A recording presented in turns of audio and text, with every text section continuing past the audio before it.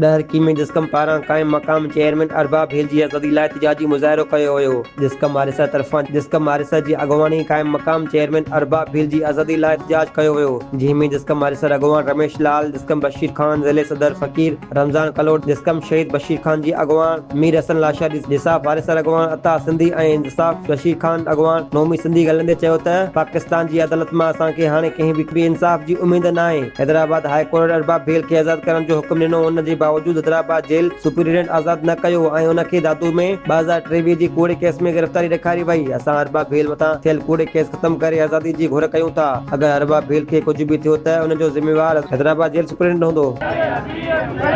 अरबाब भील खे आज़ाद कयो, अरबाब भील खे आज़ाद कयो, अरबाब भील खे आज़ाद कयो। नारा नारा नारा जिए जिए जिए अरबाब भील खे आज़ाद कयो, अरबाब भील खे आज़ाद कयो। लिया है समूरा कागज मुकम्मल किया आया है, को भी उनके जेल में बंद करे हर कूड़ो केस दाखिल किया वियो आहे।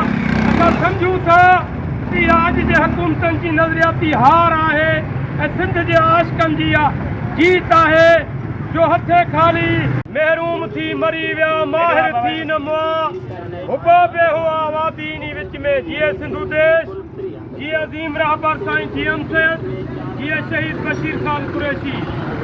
मुंहिंजा सिंध वासियो